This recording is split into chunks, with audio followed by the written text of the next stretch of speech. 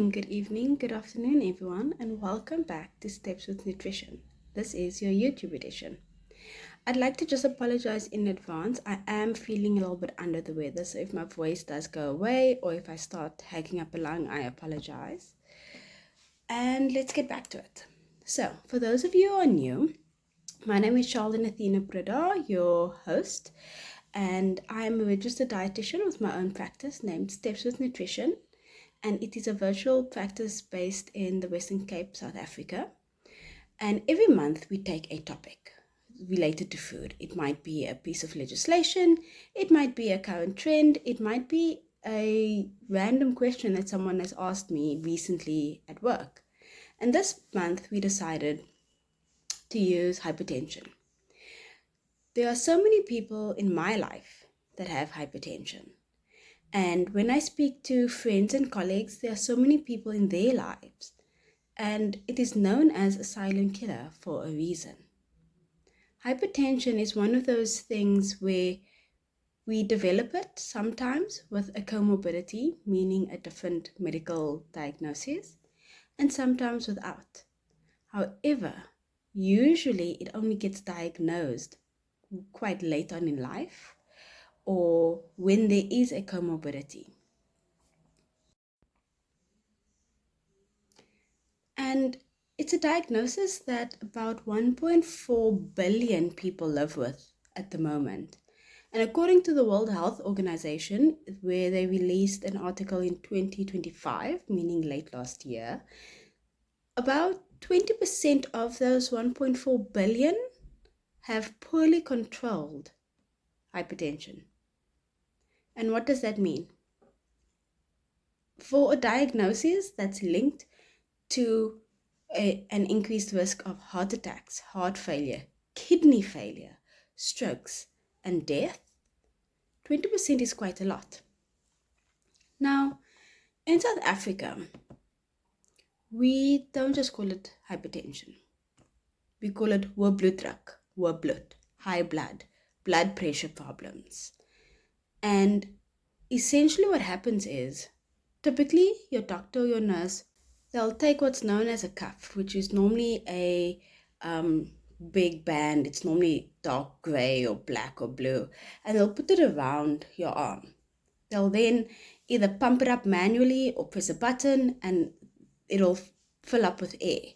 They'll give you a reading and it might be something like 140/97. And then they'll say you've got high blood pressure. But what that actually means is they need to determine what is the number on top versus the number at the bottom. What is the rate at which blood is pumping through your system during an inhalation and an exhalation, active and passive. And the ideal is 120/80. Once you hit 130/80, it means that your systolic number, the one on top, is elevated. If your bottom number is, let's say, 90, that means your diastolic, the number at the bottom, is elevated. And in the past, they used to say it's very simple. Hypertension is caused by stress, poor diet, and family history. Nowadays, we know that it's a lot more complicated than that. You have what's known as your mosaic theory.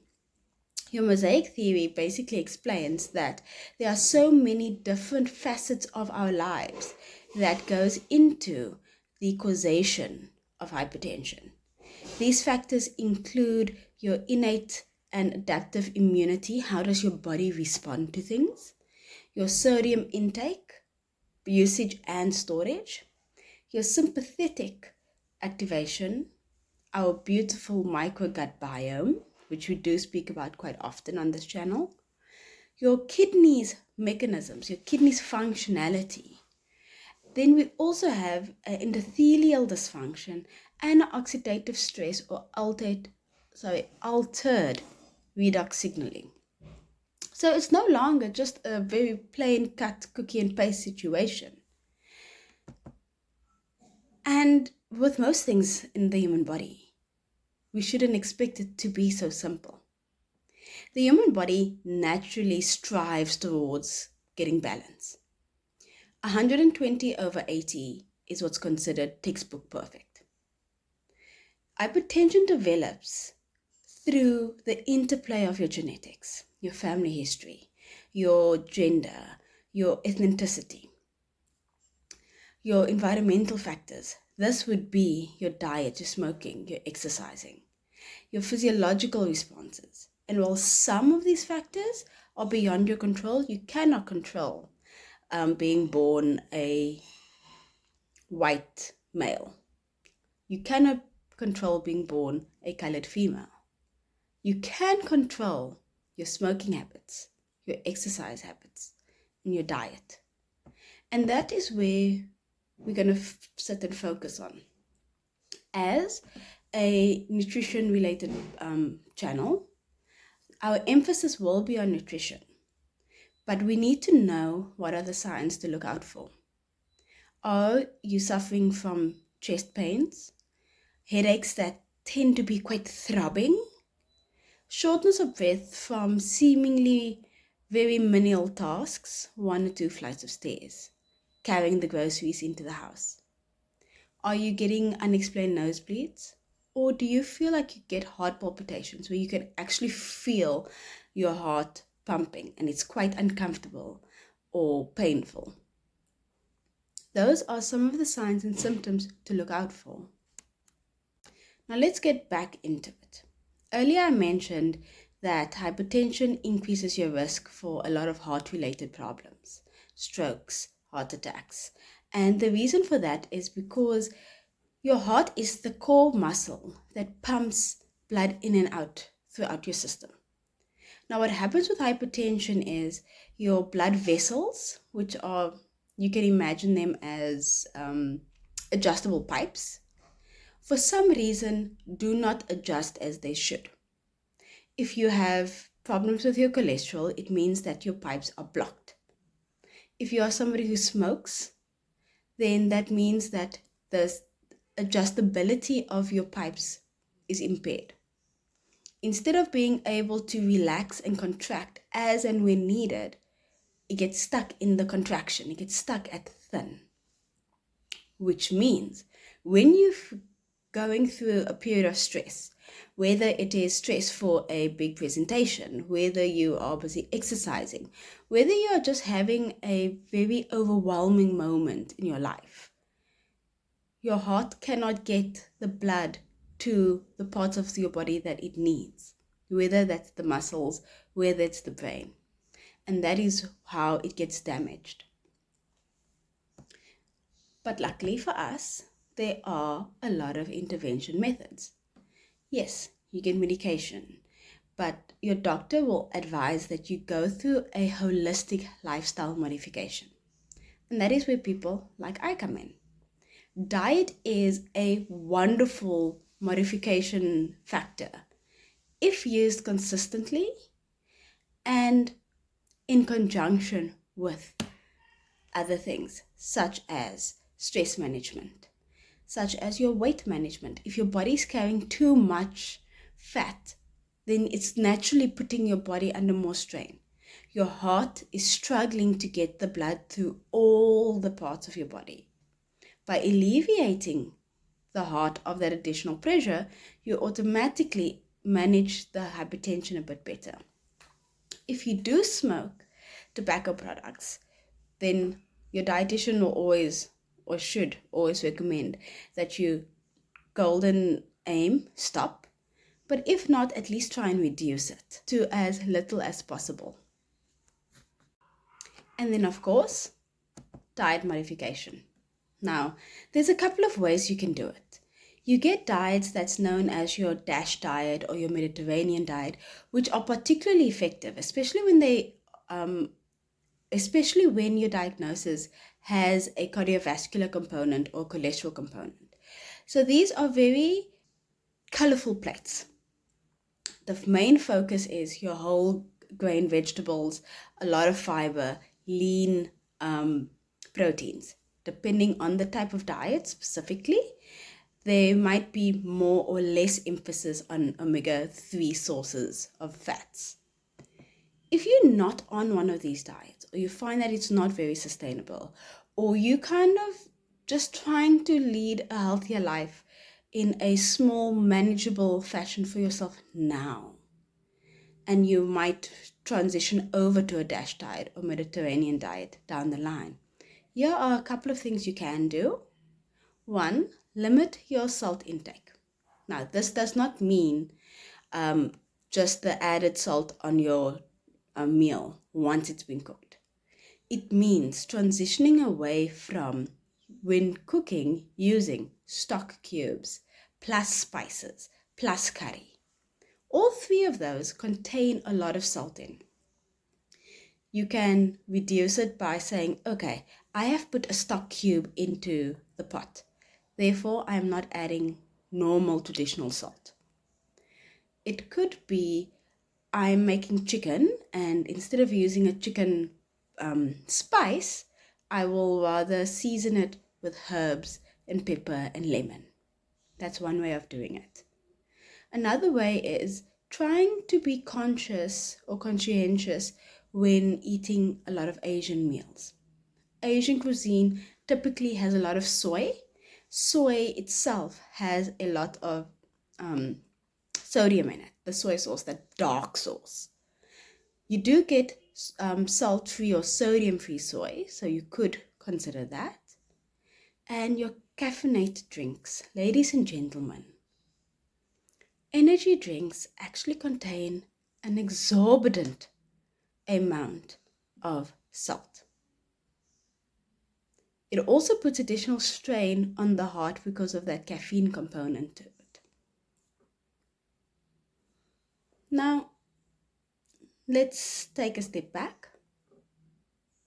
What do you do about your fruits and vegetables? I mentioned that your DASH diet and your Mediterranean diet is very focused on fiber, whole grains, vegetables.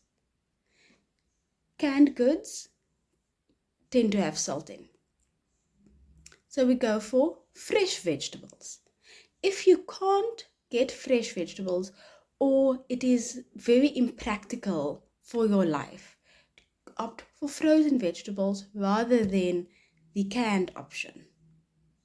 And finally, alcohol consumption. Now, in South Africa, we have a very big drinking culture.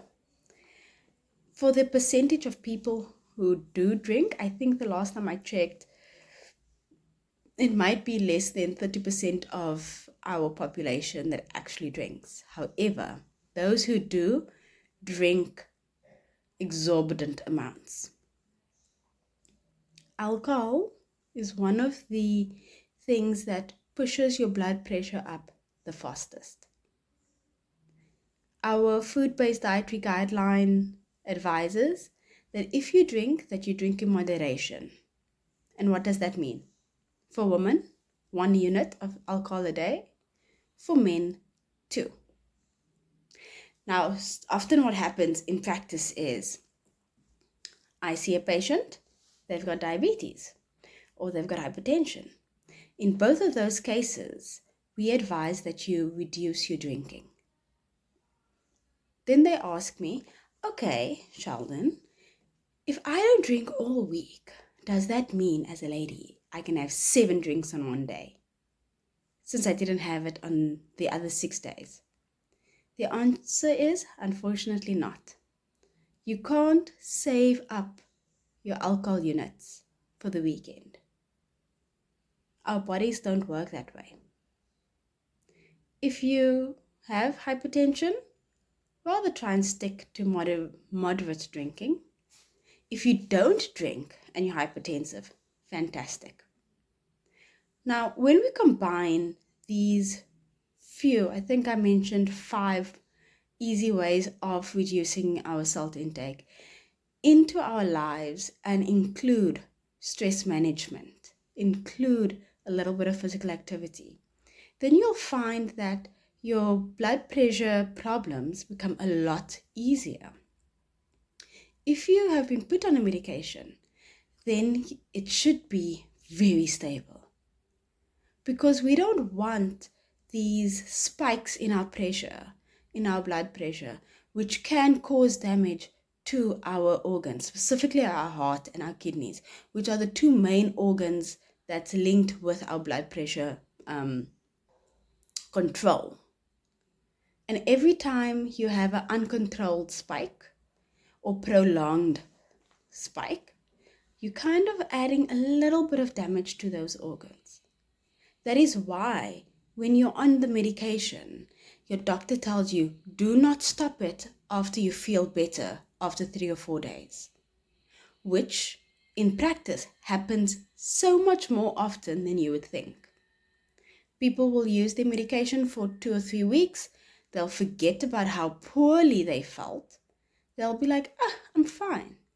Stop taking it for 2 or 3 days, realize how bad they feel again, and then start taking it again.